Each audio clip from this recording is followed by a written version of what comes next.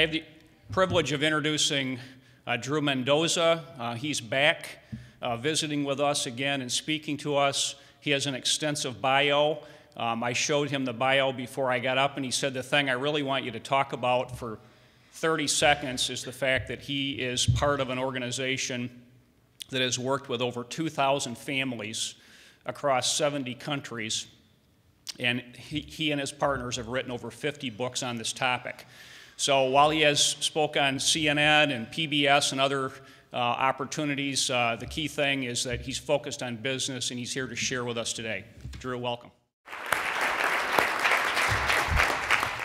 What are the sort of normal challenges that you're going to face? Where are the rocky shoals that you can expect? As was mentioned, the amount of research, empirical research in this field, it's growing.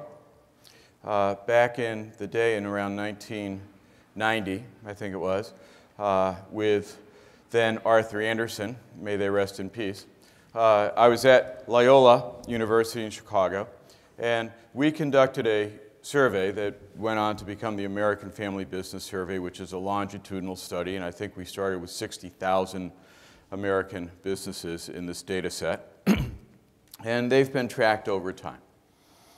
And some of what I'll be sharing with you today are, what are the best practices?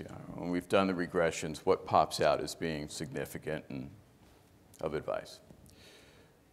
And I'll also be drawing on the experience of my colleagues who are out there working with business owning families every day. And these are folk who come from the fields of strategy, finance, psychology, organizational development. Because what we've come to recognize is that in a family enterprise, an operating company all the way to a family office, that within those enterprises, there are at any one time, and almost all the time, at least 4 distinct systems that are working with one another concurrently. Family, management, ownership, and as likely as not, governance. There is a question about boards of directors, and I've got a few cells toward the end of my talk that, if we have the time, we can talk about boards, but that's really a few-hour program in and of itself. But I think that the most important thing that I want to leave with you today is this first bullet. No two of you are the same. While, sure, you may have similar challenges, how you got to where you are today, the path that your family took, the path and strategic decisions along the way that you made in your business about how you're going to allocate capital, stock, compensation decisions, those are unique to you. And as likely as not, it's based on a core set of values, as Jim was talking about earlier, that goes way back. Okay? So I would caution you to be careful about thinking that there is a silver bullet when it comes to family, enterprise, and for us, continuity. Okay? It's not so much succession for us. We used to think it was succession. We would say, what do you do for a living? Succession planning. Yeah. But then we started to realize that succession is an event, and that continuity is really a much better tell, a much better descriptor of what family enterprise is really about, which, when we boil it all down, it simply comes to how will we maintain and ultimately grow the value of this asset over time in ways which protect the integrity both of the enterprise and the family. Or, to put it even more succinctly, how will we do this without killing each other? Today, as I'll be going through my cells, you'll see questions peppered throughout. And these are questions for you and your fellow owners and your key managers and your advisors to reflect on, I think.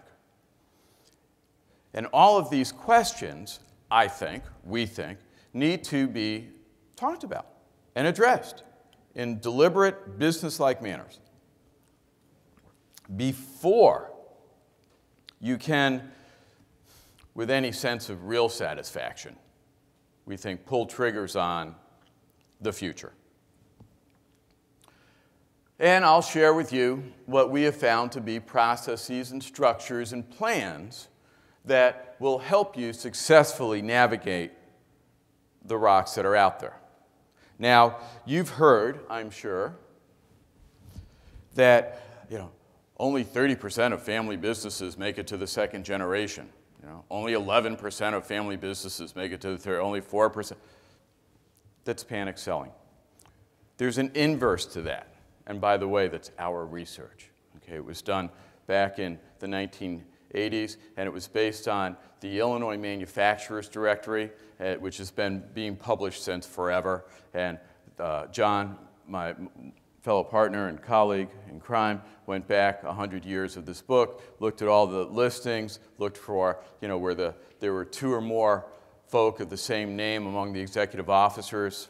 Boom, that made it a family business, and then looked over time to see how many were still listed in the book with the same ownership names over 100 years. So that's where those numbers came from. But if you pulled a list of non-family businesses, so remember, if we had 100 family businesses in the room today, and we came back a century from now, as likely as not, there would be 4 of you still in business. With any luck after today's talk, it'll be 10. Because you'll learn and you'll be smarter. If next door in the Ambassador East, and I have to say, for someone from Chicago to be speaking at the Ambassador West, this is a big thing, because that used to be a big deal back in the day in Chicago, the Ambassador West. It was where the rock stars would hang. But if we looked at that group in the Ambassador East that had 100 non-family businesses and went back after 100 years and counted how many were still in business, there would be roughly 1.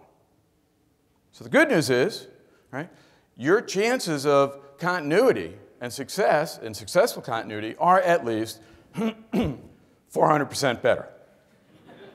This is good. The other thing that number, which all too often I think is used to scare you, the other part of that number that it doesn't necessarily reveal as you just look at it, is that of that group of, say, from first to second, and we say, okay, roughly a third. So we got 2/3 who were in the room at the start of the program, but they weren't there at the end of that time period. Okay. Doesn't mean that these are businesses that crashed and burned. Because there's also empirical evidence to suggest that y'all are addicted to being in business together. And in fact, they are referred to as serial business families. I kid you not. And so what these serial business families will do is they recognize that private enterprise is a good thing. They like being in business. They recognize that all products, all services have a lifespan, right? And eventually they will go the way of the Naga. Now, in Jim's case, to make an example of GFS, because it was up here, they invest not only in technology now, and they embrace change, but now they have a retail operation as well. Okay. So, in some cases, these companies morph. They change their names, they get into new lines of business, or they sell the initial business, but then go and buy another new one, or they sell the operating company, and then they get into managing that liquidity. Investing in, guess what? Family businesses. In fact, why is there a growing number of funds, today, equity dollars, that are nothing more than pools of cash created by what were at one time operating company families that were sold, where they had excess cash, and now, they have this money that they need to invest, and they choose to invest in family businesses. I suspect for the same reason that the Gordon family likes to buy family businesses, right? Because they recognize that there are these values and culture that are good things and can, when used properly, become competitive advantages. As I said, there's the goal: protect the integrity of both the family and the enterprise continuously for generations. When we get up at the Family Business Consulting Group and we go to work every day, this is what we do. And as I said, with the end of nobody killing each other. So, good news is you can succeed. We know this, right?